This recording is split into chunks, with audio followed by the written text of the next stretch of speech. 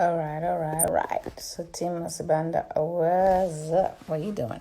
Okay, so I'm going to do a video, and I think this video might benefit maybe people that are a little bit of the younger generation.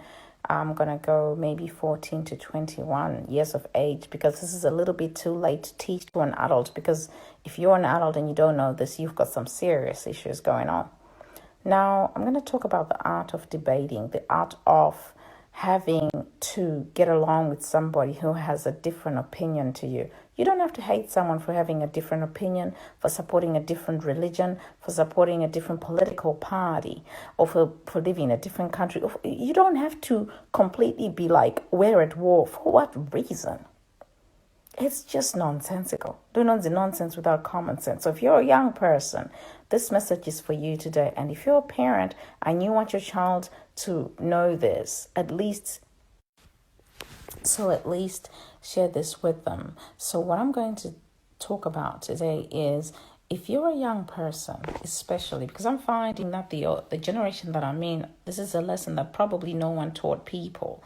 And what I'm now going to tell you is this. If you're a young woman or a young male, what happens is this. If you're in a room full of people and you're the smartest person in that room, you're in the wrong room. I'll tell you why. If everybody else in that room doesn't have anything better to share with you, then what reason are you in that room for? It doesn't matter if it's a boardroom or it's a group of friends or whatever. In any capacity, you should be around people who know a lot more than you do, people who have experienced a lot more than you have, and you can grab and grasp something from those people. So you have to grasp the idea and the theory that, a difference in opinion should be the biggest thing that you welcome in your life, because honestly, without a different opinion, you don't know better. You don't learn anything. There's a big sign in my house that has a person, right, going in one direction, 800 kilometers to get water, and in the other direction, 20 meters to get H2O. Now, if you don't know that H2O is water as well, you uchafamba in the direction of that many kilometers instead of the direction that is going to be less distant. So a good opinion and a good debate and a different opinion to yours could be very educational to you. And for the reasons that you don't know, you meet these people and then because you don't know something more than they do. So today I'm going to urge you to not be a person who stands by nonsense. Don't be a person who says, I'm going to stand by something because I'm Zimbabwean. It doesn't matter. Geography doesn't actually define how you think and where. No, there's no excuse for stupidity because you're Zimbabwean. Don't come out here with that nonsense. Don't say, because Zimbabwean. And you see people fighting all about religion. We're now just losing logic at the end of the day, because you can't handle a different debate that's religious or political or economically or whatever.